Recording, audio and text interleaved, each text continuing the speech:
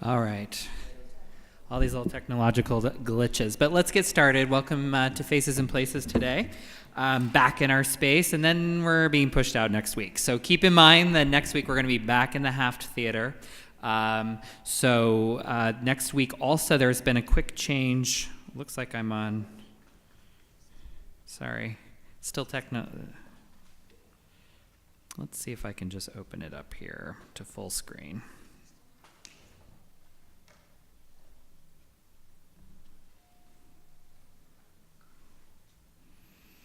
There's too many things here. Let's see.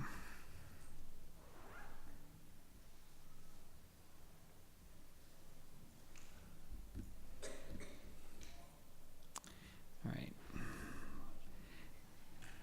It's looking like they're going on their own here. They are. Is that okay? Either that or I have to figure out how to stop it here.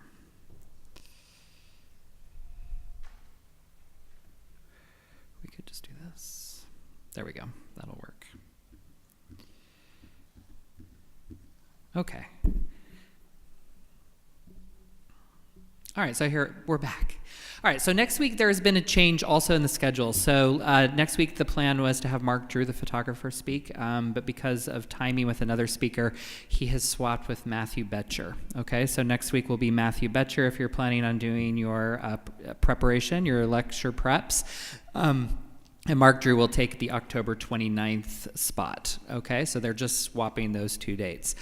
Next week we'll be in the Haft Theater. Like I said, I'll post it on the door just so you know, and we'll start at 4:15 so you have a little extra time to get up there. I realize that it's hard to remember.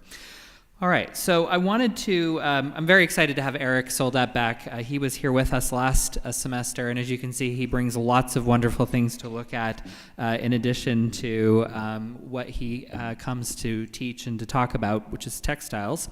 Erich owns his own company, Erich Soldat Agency, where he works with clients at the level of Marc Jacobs, Oscar de la Renta, to develop the textiles for their collections. He has been in business for how many years now? 18 years. So he has gone through, we were just talking about this, so many different changes all the way from digital printing and some, we were talking about some of the new 3D printing that's happening. But his clients are very much at the top level of the textile world. And I know at the very end, he'll even allow you guys to come down and to touch some of these fabrics and to ask questions.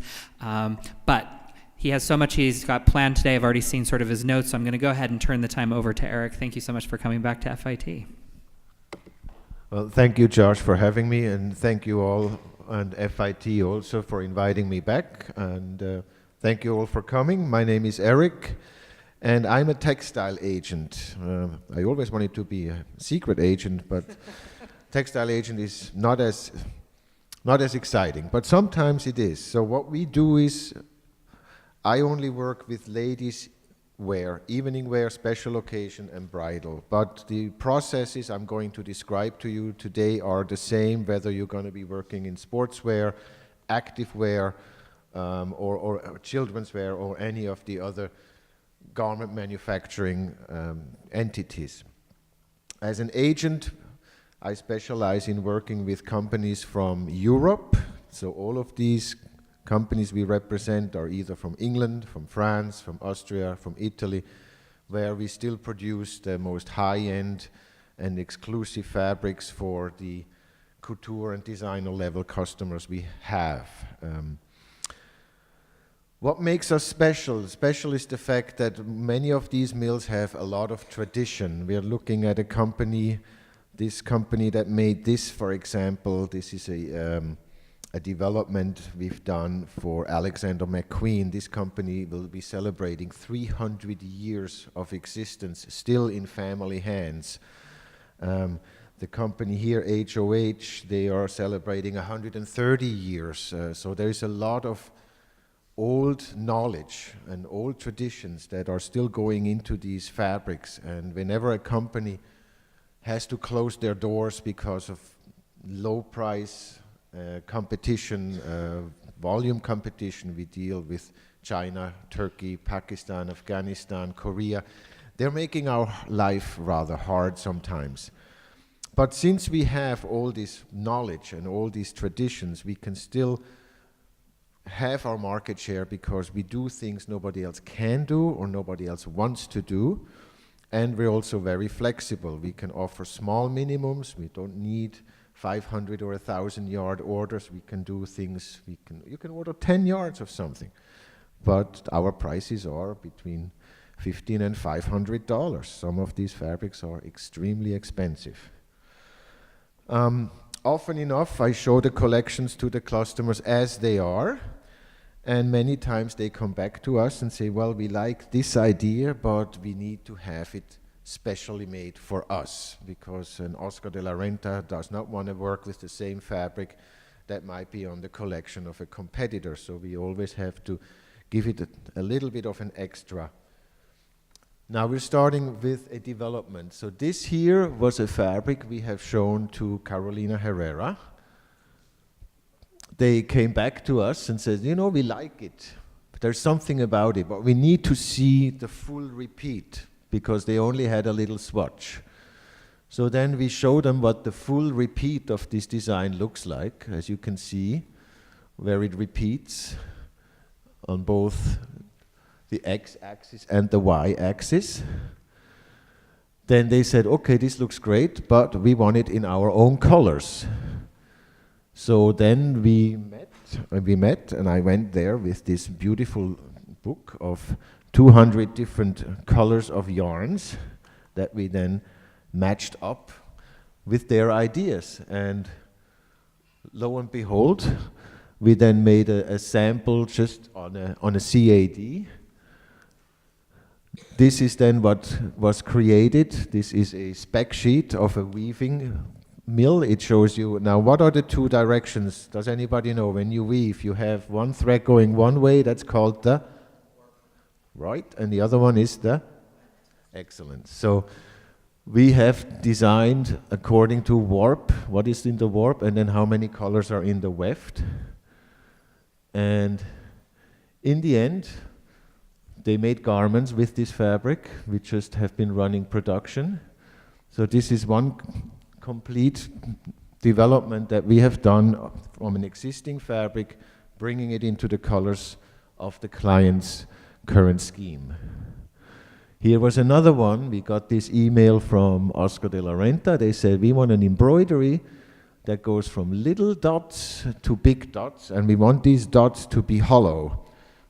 So then, this is what we came up with, and it was in their collection in several colors. Here again, you see. Another development we recently have done is of this embroidery here. Customer said, I like everything except this part. And then we had to reimagine it.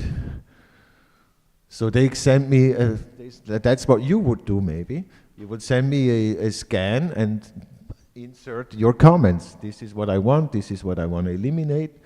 I then went and made a little sketch by hand, which was transmitted to the company in Italy,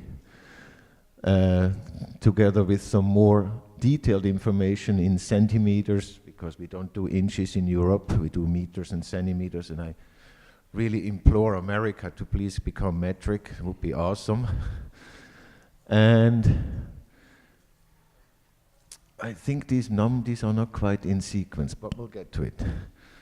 So again, my customers and I work very closely together.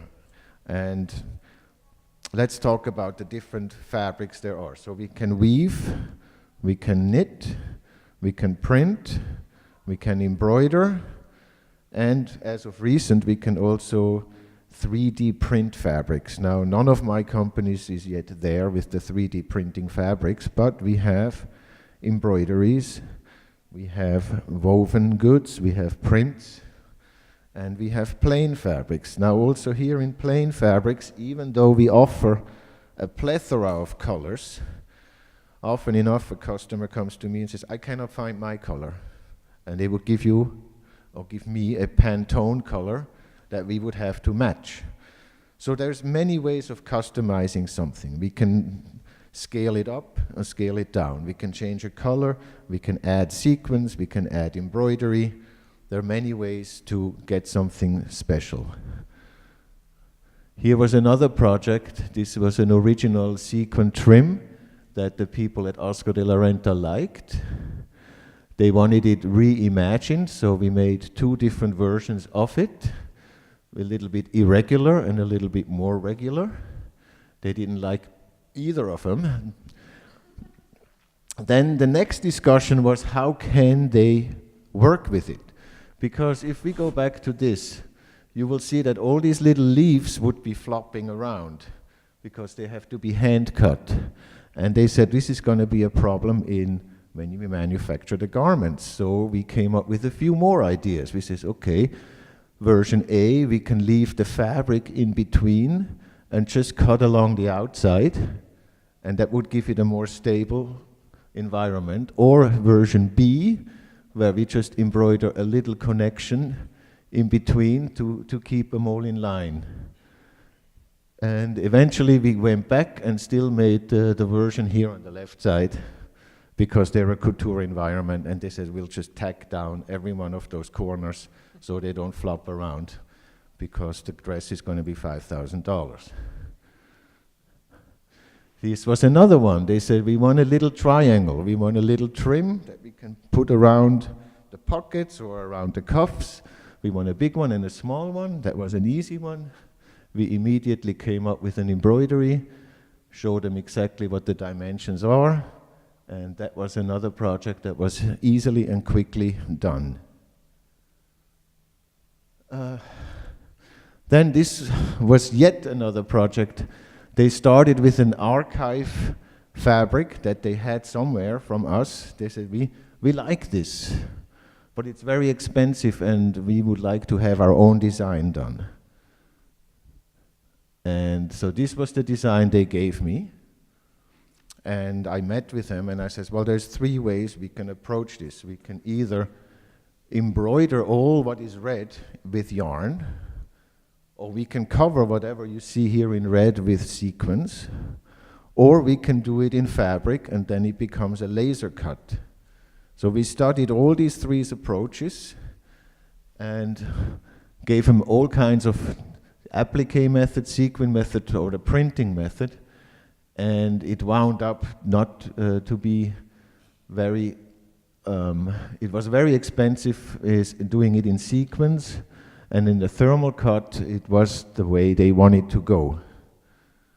Oh, yeah, it's really not in, it's not in sequins, I'm sorry. Maybe it's gonna be, Aye.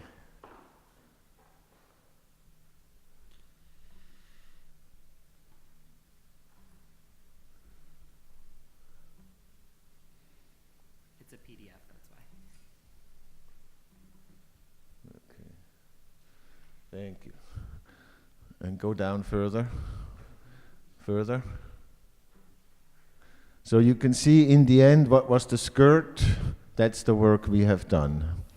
It was what it is. We had a ground fabric, and then we put a separate fabric on top, embroidered all the outlines, and then as the embroidery was made, there was a thermal cut, a laser cut that cut along the edges, and the finished product can look like something like this, or something like this, depending on what you mix together. Or again here, black on black.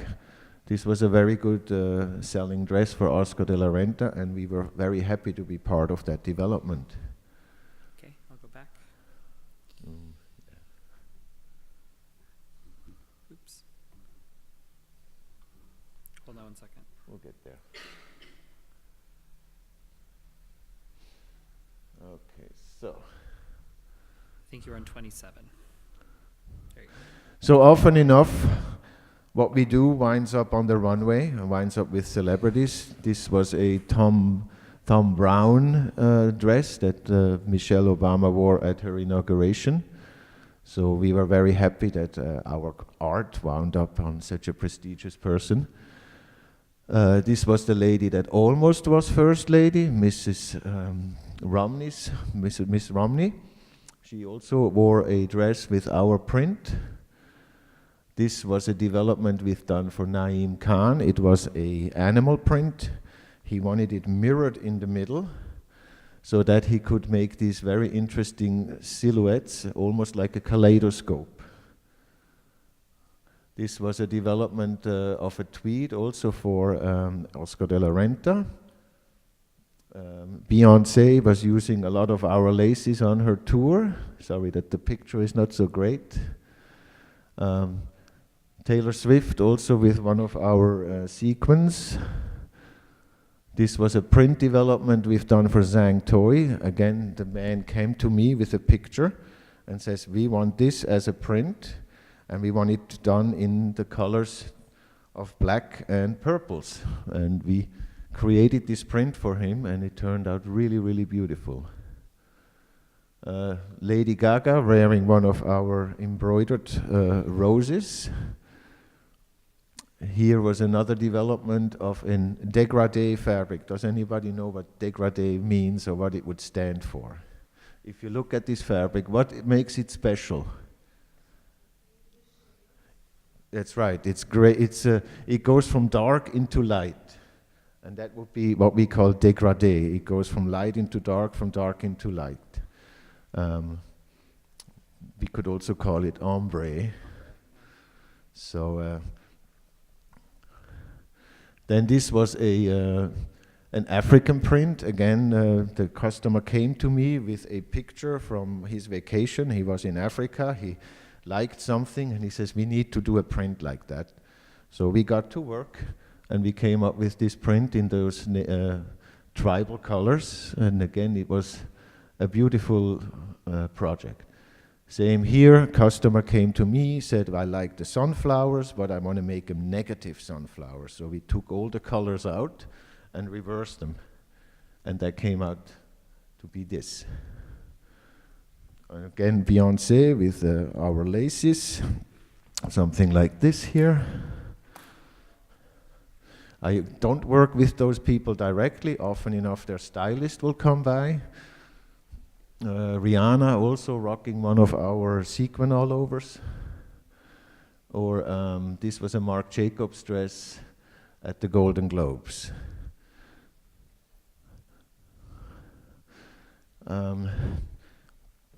So now let's go through these things here. For example, this item is 100% silk. It's reversible.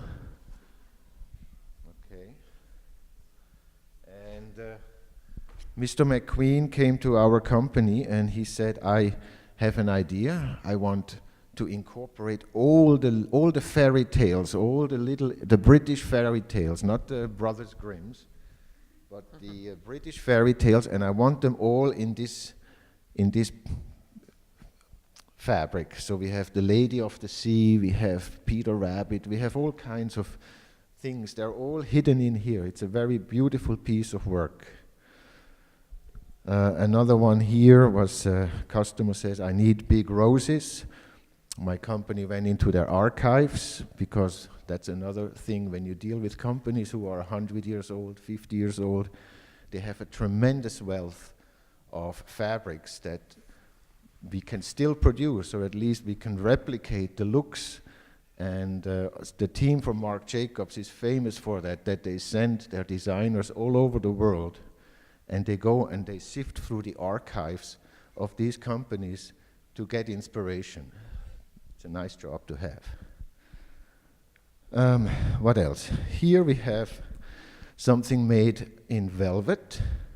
It's a burnout, which we call dévoré, not dégradé, and then printed over. Same here. The velvet has been printed over, giving it a whole different look. Sequin all-overs, this is made by machine. We also have, of course, the capability of doing a lot of these sequins now in India, where it's done by hand. That's the difference between a garment cut, where they would cut the garments out of the fabric that is laid out on the cutting table, versus the way they do it in India, where they would send them the cut garment pieces, and they would embroider the sleeves, the pockets, and then it comes back to be assembled. So there are various approaches to embroideries and sequins. Another look that's been very popular are the reversible sequins. So I think my wife had a shirt that says off and on. That was pretty cool. And here it's just two different colors. The back side is actually printed, so we can do all kinds of special things. Same here. It's a sequin all over, and then instead of using different colored sequins, we just print it over the top of the sequin all over. And it gives you an almost tweed-looking type of a fabric. Here also, it's a regular sequin all over, but we added this splatter print over the top, makes it a bit more exciting. This is also a laser cut design. The embroidery basically just holds down the pieces of fabric that are being cut out. That's $160 a yard. And of course with laces too. This is a plain lace. We sent it out and now it's plated. And it is a much more interesting and much more exciting fabric than just like that. Same here, it's a gold lace that we have embroidered, and then it was plated just the same, so it gives it extra gold.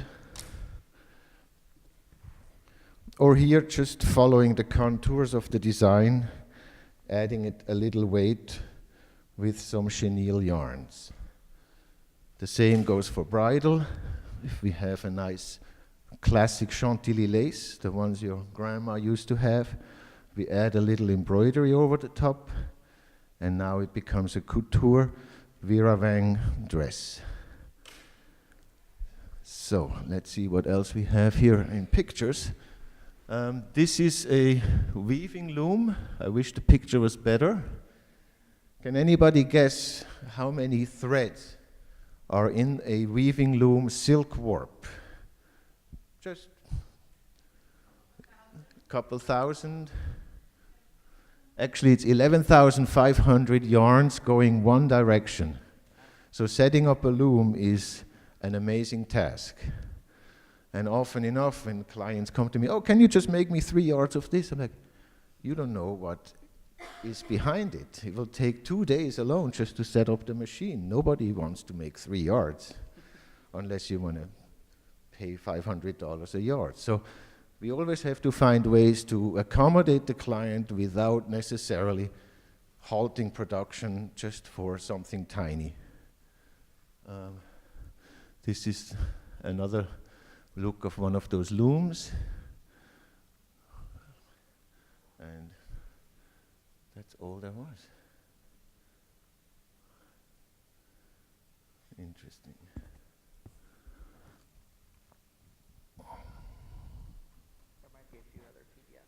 Yeah, it's okay. Very well. So, I think at this point, I'll be happy to just take questions from you all here. If you have any questions regarding the product you see here or some of the processes I have described,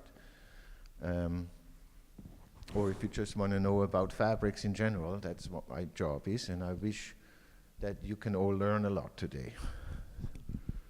So, There's one in the back. Oh, you. All right. yeah.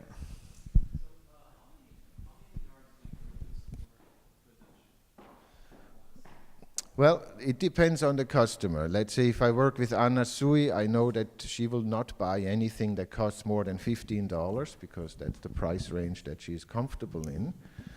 But I also know that she will order a minimum of 300 to 500 meters once a style is in her collection. It's a little different, for example, with a Marc Jacobs or so. He might buy a $200 embroidery, but he comes back and says, I need 50 yards now. I didn't sell as much of that $10,000 dress as I wanted to. So production orders can really vary. A smaller customer might order 100, 150 yards. A really big customer in a lower price level will order 500 or 1,000. Does that answer it? Okay. Yeah. Should be. Hi. I don't know if you already said this, but how did you get involved in textiles? And also, was it difficult to start your own company, or was it relatively a smooth process until, like, towards success? Okay, thank you for the question. I started in textiles in 1983 back in Switzerland, where I grew up, and I made a commercial apprenticeship with an embroidery company. We have a different education system, so you can do a lot of things by means of apprenticeship. The school paid for my education, the company paid for my education, and after 4 years I had the equivalent of a BBA, plus they also sent me to textile school. And I kind of love the international aspect, the creativity, the fact that it's always something new. Every 6 months we toss out everything and start fresh.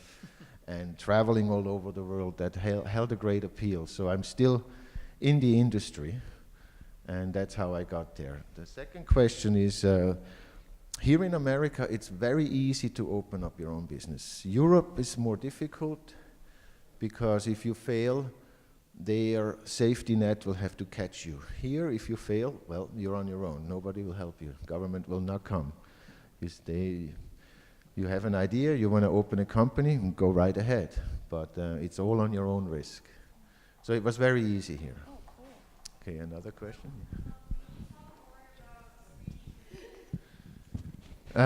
Josh will actually have a friend of mine here in a couple weeks who has a specialty, which is 3D printing. And I think you will learn a lot more from Sylvia than you can from me. Okay? Anybody else?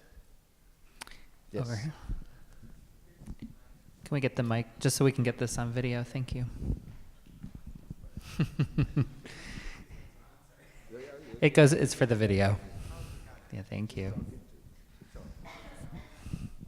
I have a couple of questions. The first one is, has that issue, the current international trade issue in the United States, affected your business? As of now, I have not felt any effects when you're talking about these new tariffs that are going around. Frankly, since the Chinese mills are making our life really, really difficult, I'm kind of hoping that the Europeans will not suffer through it, that actually will help our business. But as of now, I have not felt any difference. The only difference I've noticed since the new administration is that more and more shipments are getting stuck in customs, they're getting inspected, they're getting opened up, and we have to provide additional information before customs can deliver it to my client. But that's about all. You also answered the second question, which is where your products were mostly imported from, which I assume is Europe. Yes. Italy? Sorry? Italy? Yes, we have several Italian mills. Tintunita is one of them. They make wonderful plain fabrics that are stocked. We have also Tessitura Aldo Bianchi that make embroideries, and then a company called Style Silk that makes prints. And all my goods come from Europe, but we ship to the United States a lot. For other customers, we also ship to China. If they manufacture their goods in China, then we ship there. I also have Tom Brown or Oscar. They also operate some sewing and cutting in Italy, so we ship within Europe. Wherever you need the goods to go, we can provide them there. Eric, can you really quick, just because I think it's an interesting question, because you were asking where you were getting most of the fabrics, Italy. There's a bit of a difference between the Swiss factories, Italian and the French. They all have their own sort of historical, you mentioned that some of them go back 150 years or so. Can you talk a little bit about some of the differences between those countries and their traditions? Yeah, I mean, Italy is, of course, very big in textile production, and they even used to make their own silks back before they could just buy the plain fabrics from China and print on them. They used to actually weave their own silks. Switzerland has always been famous for their high-end embroideries. France was always famous for their French laces. England, they do a lot of tweeds, they do a lot of silk weaving too, as a matter of fact, but mostly their product is wool and wool blended fabrics. In France now again you can find anything. They make embroideries, they make prints, they make laces, they do pleating. I cannot really say that there is a regional specialty. I know that in Italy the more high-end products are produced in and around the Milano area, Como, Biella and so on, whereas the lower priced fabrics they're coming from the Prato region. That's about all I can say when you talk about provenance. Yes. Hi. Hi. I kind of have like two questions. So I'm just wondering, you mentioned about the sampling like process with us, like how do you guys like communicate with the designer and go back and forth, right? Mm-hmm. I'm just wondering, because I know that a lot of this fabric probably produced like a really like difficult, complicated process. But if the customer really want to see a sample, but like the making process is really complicated, how are you guys going to manage it? Well, we always try to first, we start with an original idea where you can see the technique. Hopefully the ingredients will remain the same. I mean, often enough, customer would say, no, I like this, but I'm doing a summer collection, so I cannot use velvet, so I want to use a different fabric. We can make, in embroideries, we can make a little hand sample that you can see in your own colors with the fabrics that you have selected, just a little bit, so you get the idea. With a print, we can always send you a CAD. We can do that by email. You can print it out and look at it. With embroideries, again, we have these technical drawings that you just have to have enough of an imagination. I run into this often when I deal with bridal clients. They will not look at anything that is not in white. So if I show them this and say, wouldn't this be great? They say, well, just show me this one. I don't want to see the colors. I can only work in white. When I work with Vera Wang, they always tell me, don't even send me a hanger that's not white. She will not look at it. Thank you. So.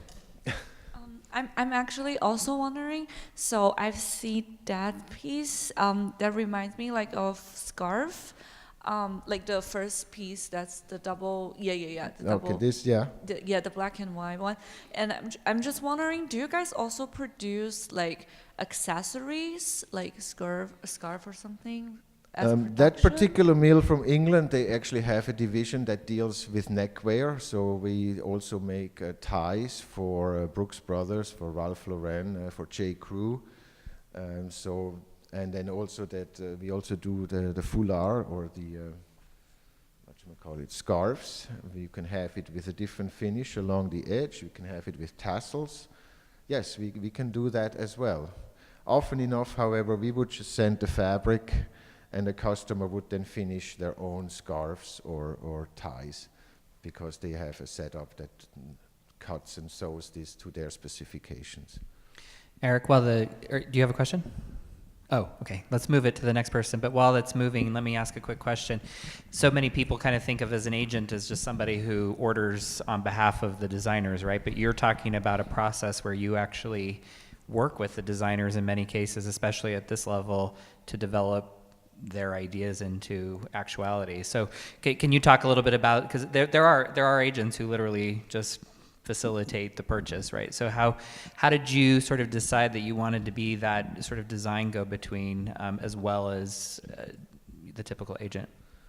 Well, it comes from both sides. It comes from the fact that I do work with clients who have the need to find or make something that is really their own. Again, we're getting copied often enough. Some of my mills, they would sell the same fabric to a customer in Italy, and next thing you know, Versace is showing this embroidery, And I happen to have sold the same one to Marc Jacobs. And now they're mad at me, and they're mad at the mill. And we both lose business, and we might even lose a customer. So it's very important that when we do customized things, it gives our client something nobody else will have. Since this is an international business, the customers of an Oscar, for example, they travel all over the world.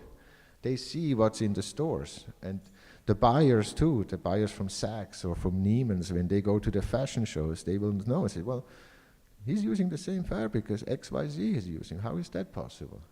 And at our level, when you're talking about $1,000 to $10,000 dresses, it's deadly.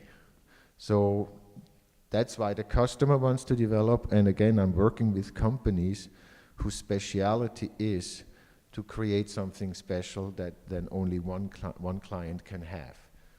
Of course, they will also pay development fees and things like that.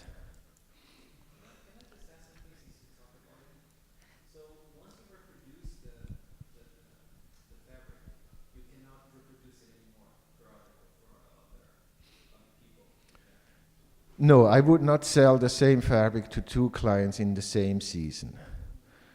And I will often enough tell a customer, if they select a specific fabric, I says, look, I already have sold this to ABC Corporation. And they will say, oh, thanks for telling me. And that's often the invitation to say, but I really like it. Is there something we can customize it so I can still have something like this? So that's often enough the starting point too. But it comes to me, I have to be transparent completely. I have to tell my customers, no, you cannot have this design. It's already in somebody else's hands. However, I also know my customers. So, for example, coming back, an Anna Sui has a whole different clientele than a Marc Jacobs. So they could have the same fabric in their collection because they speak to a whole different market, a whole different price point. They're not direct competitors. Okay, but if there is somebody that they're both selling at Neiman's or they're both over at Bergdorf's, I cannot have the same fabric in two collections. It's easier when you're dealing in plain grounds, when you're dealing in plain silks or plain wools, it really doesn't matter. But once something is as recognizable as something like this, it would be very bad if I have the same design in two collections. The same goes with bridal. If Vera Wang buys a lace from me, I pretty much remove it from the collection because I cannot sell it to any other bridal house. So that's also, we provide exclusivity that way. Right over here. Yes. Do you feel that there is a high demand for smart textiles? And if so, how do you think this will impact the industry in a positive or negative way? Well, smart textiles, they have many definitions. I mean, I remember we had some trials done with textiles that were reacting to body heat. And it was a disaster because what happened? You had half moons underneath your breasts and you had moons underneath yours. And it was really bad because where your body was hot, it discolored and it created some really awful looks. Smart textiles, if you think about communicating with your phone or being able to become waterproof or not, I believe there's a future for this. Not in my business. I don't believe that in the evening wear, where these ladies, they wear these dresses once or twice and then they get donated. They don't need that, but I think when you're talking outerwear and more active wear, there will be a growing demand of either interactive fabrics, fabrics that have LED lights in it, like it's been done for Marchesa, things like that, or also fabrics that have copper woven into them so they can actually be connected to a battery and be warm, like motorcycle riding gear, for example. That already exists, yes. While we have another question, I'm going to ask one while we move it. So I'm curious, this might be a little bit of a trick question, but I have a feeling you'll be up to answering it. But do you feel like overall designers today have a full understanding of textiles and how they're developed and used, or do you think that sort of expertise is waning and that you are having to do a lot of the legwork for designers to explain how something is made, how much it costs, how it can be used? Well, there's a difference between a stylist and a designer. For example, Michael Kors was a stylist, so he didn't know about fabrics. He could draw amazing things and select some fabrics and says, this is what I want to do. But to make it happen, used a real designer, somebody who understands patterning, who understands sewing, who understands hems, who understands sizing. So to me, a true designer is somebody who can really design a gown and actually could sew it himself or herself. And a stylist, again, are these people who have beautiful ideas, but they need a staff around them to make it reality. And often enough, again, you need to have fabric knowledge. If you say, I want to make this fabric, I want to use a taffeta and it has to be drapey. Well, no, a taffeta won't be drapey. You have to use a crepe or something else. And I see often from the graduates that I work with, people like you who find a job as a design assistant, as a fabric merchandising assistant, when they come to my office and we have these meetings and I see people look at a jacquard and call it a print, looking at an embroidery and call it a lace, and I already know you have not been able, they haven't taught you enough at school about the very tools that you're going to be working with on a daily basis. And that's why I'm here. I want to make sure that you understand knowing fabrics is going to be key, a very part of your everyday work. And you have to understand quality, and you have to understand drape, and again, if you do want to make developments, the more you know, the better you can work with me. But I'm often there to enlighten my customers from the very scratch and say, no, we cannot do this. But I have another idea. So then my knowledge comes into play that I can offer alternate options. Another question. It's on. I have a random question about the silk that's on the screen in the black that you have down here. Okay, yeah. Where is that made, first off? So this here is made in Italy. Okay. It's a very heavy crepe marocain with Couture Embroidery and a tulle addition with some more embroidery, and this is, and you can see both ends. It has a nice little scallop here, and it has a more interesting scallop on the other end. And again, my customer was not interested in this part. They really only wanted what is here to here, and then we eliminated those little doodads in the middle and just continued this through and added another scallop down here, and now this is the new product. And they also needed this spacing to be larger so that when she cuts her sleeves that it's going to be exactly where she wants it. So we engineered this embroidery to go with her cutting pattern. Very so cool. that she has very little cutting loss, because it's still a $59 fabric in the end. That was my next question. Yeah, that's not that bad. How much do the fabrics, do you find when you're meeting with designers, sort of start the process? In other words, when Anna Sui comes into your office or you go down there, how much of it is it sort of a wonderland of fabrics that you start to go around, and that's sort of the impetus for a designer, versus them coming in with a very clear idea and they're looking to you to solve the problem? Well, there are two schools of designs. Number one, if I do go to Anna Sui, I will not bring half of the stuff you see here, because I know if I show up with $100 fabric, she's going to say, Erich, are you crazy? You know I will never buy this. So you have to, when I go to a client, I'll have to put on my Anna Sui hat and go through my collections and just pull out the things that I know would be good for her in terms of color, price, hand, and service. Often enough, customers come to my showroom, and again, there's two trains of thought. Some clients, they come to my showroom and they know exactly what their next collection will be. And they just go around town from one agent to the next to see if they can find what fits their vision. Sometimes they find something with me and say, this is perfect, but I need it in a different color. And then we have a little development. Sometimes they come by and say, I found nothing. I want to do paisleys. You have no paisleys whatsoever. And I say, sorry, better luck next time. Or I say, well, let me go to my mills and see if they have anything in their archives, and maybe I'll send you 20 or 30 pictures from archive paisleys in a few days, and maybe we start working on something like this. So, and then there are other customers who have a vague idea. They know what their look is like, and they come and they find inspiration when they look at my collections. They're like, oh my God, this lace is awesome. I need to do a lace dress. I need to use this lace.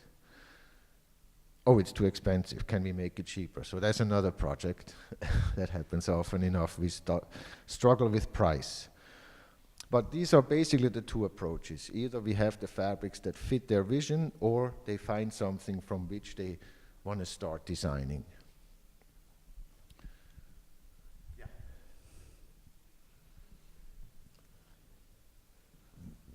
Hi. Hi. So if someone does come to you and they say they want that exact thing, but they want to make it cheaper, how would you go about doing that? Well, that depends. Let's say if it's an embroidery, let's say something like this, I will tell her, well, first of all, we're using $120 lace ground. Maybe we can put it on a tulle that costs $10. I'm already cutting $90 off the price just by choosing a different ground fabric. Also here, for example, I see all these little embroideries. They are 3D. You see, they are what we call superposé, superimposed. That technique is very expensive. I can tell the client, would you mind if I just embroider those flowers right into the fabric? They won't be 3D, but they will still be there as an accent of the whole design. That would so we can eliminate certain techniques. We can take out stitches. We can change ground fabrics. We can do less sequins.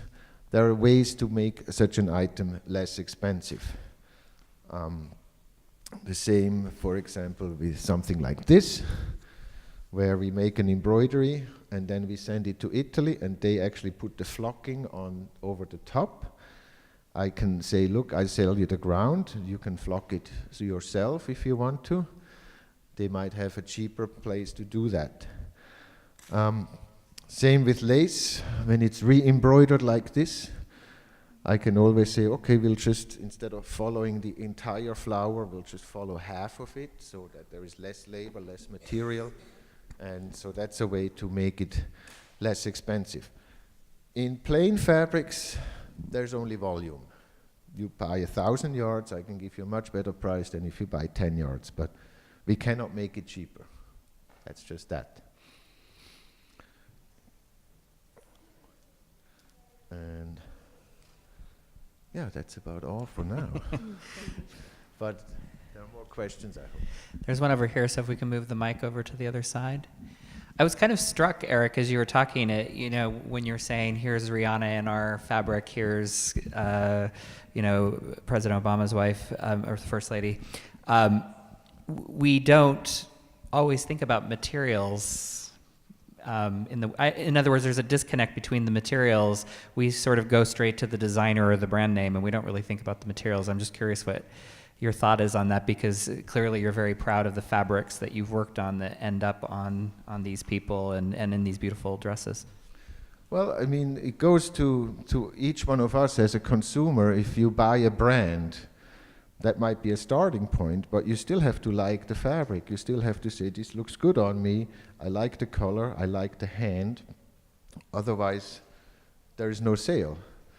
Now, when it comes to those celebrities, they all have stylists, and the stylist will show them 20 different gowns, and they will pick one, and then they'll say, oh, it doesn't really look good. There's a really funny book that I just read called The Stylist. It's going to be a movie, and I'm sure it's going to be funny, and I recommend it's fun reading about the fashion world at that level. When you deal with celebrities, when you deal with Oscars and red carpet, it becomes a whole different ball game. And I have quite a few clients who play along. Marquesa is one of them, that we have quite a few things on the runway. And it's always fun when I see something like that and I can put it up on my Facebook site and say, hey, look who's wearing our stuff. So yeah, we have fun that way. All right, over here. Yeah. So like in fashion, there are always major shifts, and with all the globalization happening, like I see companies from all over the world like try to approach the designers directly, whether it's like embroidery houses, lace companies and everything. So, and even designers are willing to work with them directly because at the end of the day, it's all about money. So do you, like, what is your opinion about like the changing scenario? Well, the thing is, if you don't know anybody, you will not go anywhere. So if I want to do business with J. Crew, I might have the most amazing fabrics for them. If I don't know who to contact within J. Crew, I will never get an appointment and I will never show them the fabrics. And that's why it's very important when people, recently we've had what I call musical chairs. I mean, somebody was at Jason Wu, 3 months later she was at Carolina Herrera, 2 months later she was down at Cynthia Rowley. They jump around. You get a little bit of you get a little raise, so you move to the next place. Make sure that you inform the people that you work with that who is the new person that I can contact. Because I've lost customers, for example, J. Crew. When Lisa, that I worked with, when she left, she didn't tell me who is the new person. Nobody answers the phone anymore. You can call, many companies don't have receptionists anymore, so you are in phone purgatory. You go nowhere. Without an email address, you're never going to reach these people. So for me, it's the key is to hold on to information and use it and make sure that when somebody changes, I know about it and I can follow up with them. However, a lot of these designers, yes, they get 1,000 emails every day. Everybody wants to work with Ralph Lauren. So Megan at Ralph Lauren, she says, you know, Eric, I didn't see your email because I got 200 others of people that I don't know who all want to do business with me. How do you select whom you're going to give an appointment to when you don't know these people? And sometimes you have to, just because you're curious or it sounds good, and you make an appointment and you find out this is a great new source, I can work with them. Or you say, no, that was a waste of time. These people cannot help me. So often enough, I go to customers and we find out that we really don't like each other. We can't do anything together because I'm too expensive, or they are doing a more menswear-oriented collection. We are doing women's wear. There is no meeting of the minds. So, and often it starts by trade shows or by showing fabrics and sending swatches. Like with that Carolina Herrera development, when the team saw the swatch, they said, we want to see the whole fabric. And then we take it to them, we make a sample that goes down the runway. Bergdorf, Neiman Marcus, they all start placing orders, and then they come to me and say, now I need 500 yards, and that's the interesting part. Down here. Hi. So regarding what you say earlier, every season you have like a new trending of textile and you work closely with the mills. I'm just wondering, what's your prep work before you show all the textile to your clients? Well, 2 weeks ago I was in Paris at the Première Vision, which is the prime textile show in Europe, where all my mills have a booth. So I go there and I see the collections firsthand. I also have a chance then to talk to their designers who created the new collection and find out about what is new, how it's made, so I can be a more effective advisor to my customers, and I also understand what I'm showing. Because you will be very frustrated when somebody is trying to sell you something and they don't know what the hell they're doing. Right. You want to talk to somebody who will put your mind at ease, who makes it like, I can give this person a project and it will go somewhere. So you do the selection before you showing? I often tell them what not to send to me, because the collections are usually very large. I go through them and I say, this is not for the American market, either by price or by look. And I get the collections a little bit smaller so that I know I can work with them and I can actually travel with them. So, and often enough, I bring things back from the last season to complement what I just received, and I would ask the mill in Europe, by the way, I want to run this, and this item again, give me new prices. Sometimes they will come back and say, yeah, that's great, here are the new prices, but this one and that one, please remove it. We don't have access to that particular velvet anymore, or something that has changed, that I don't want to show something we cannot produce. Okay, thank you. Okay. Other And questions? most of the things we do are made to order. There is not much we have in stock. Nobody has $200 and $300 fabrics just laying around, hopefully that somebody might buy it. The only stock we do have is, I have some plain fabrics from Tintunita. We do great business with that. And also with the laces, the grounds are usually in stock, and we just have to add the embroidery or whatever treatment is done on the laces. And most of the other things are made to order, minimums starting at 10 yards. So that's usually not too much for most of these clients. You have a question? So how do you figure out which fabrics you'll show like each client if your clients' tastes are so different?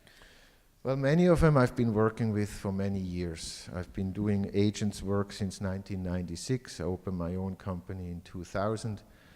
So I know very well what is Oscar's look. I know very well, I mean, Ralph Lauren is probably the easiest in the world because they have such a clear mission statement. Marc Jacobs is a bit trickier. Carolina Herrera is trickier too, because every collection to the next is very different. It's not that you can look at a dress and say, that's a Carolina Herrera dress. You can do that with Ralph, you can do that with some of the others. But often enough, I just go through style.com, or now I think it's vogue.com now, and I look at their last 2 collections, and I get an idea of what it is they seem to be using every season, with variations, and then I pack accordingly. And hopefully I show up there and I meet their mood, but often enough I have to go back, because I had one customer who says, I'll never do flowers. I went to see them with all the geometrics and the abstracts, and he's like, I want flowers. I said, well, you told me you don't want flowers. He said, yeah, but I changed my mind. So that happens too.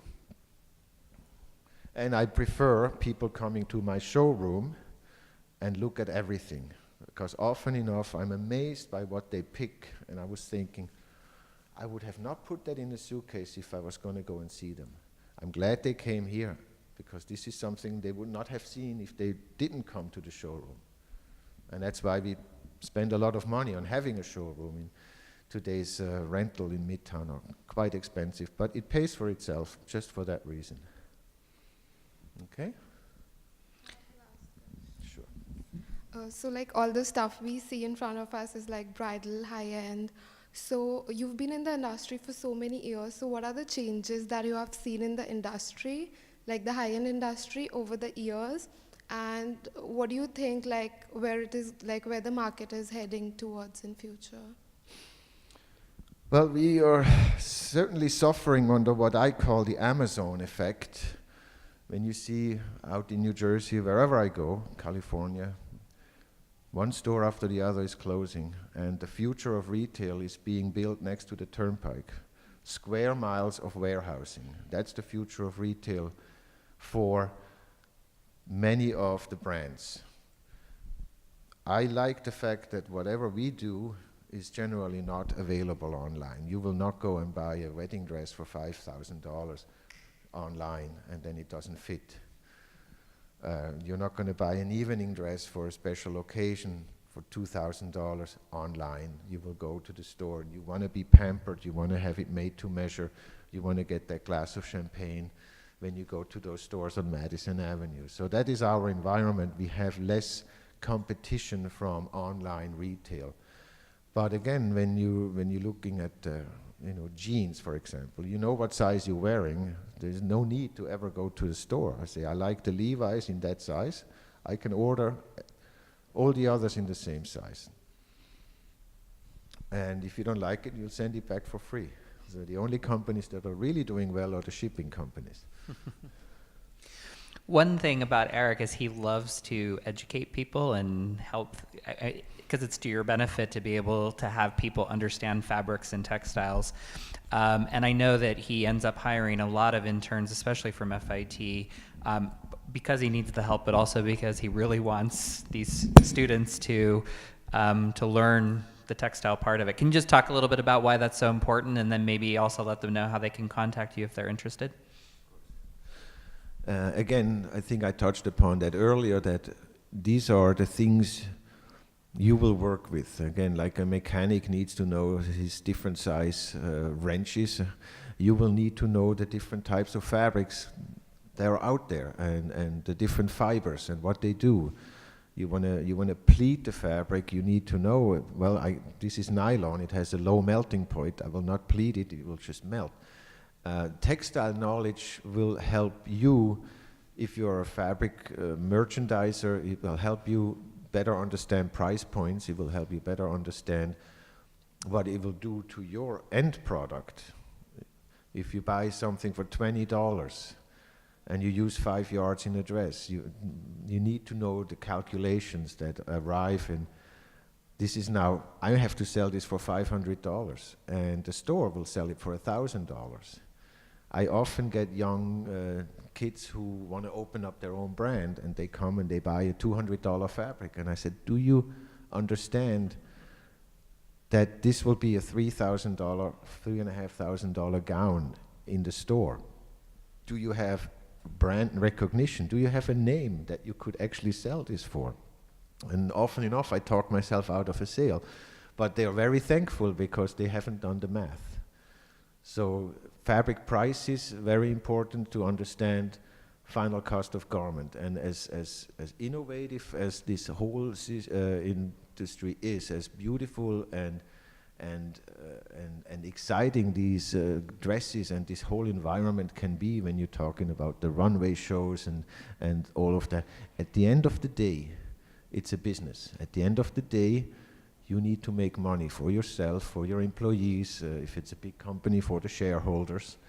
And often enough, people will buy a less expensive fabric because they can get away with it and they can increase their margins. It's kind of a depressing place to end on that, but I think, but also really good advice. I want to make sure that we leave a little time that people can come up and actually touch these. And just to answer sort of my own question here, I know that Erich has some business cards and would be more than happy if you are interested in internships or even visiting the showroom. You're open to that and engaging with you sort of in the showroom. Again, it's very important to him that you see how this works and you understand these textiles, and it's always so much fun to have Erich here with all of his things. So thank you so much for coming. Thank you. Thank you for your interest, and please come on up and ask questions, and if anybody wants an internship for spring 2019, I'll give you a card. I have an intern for this season, so we're covered for now.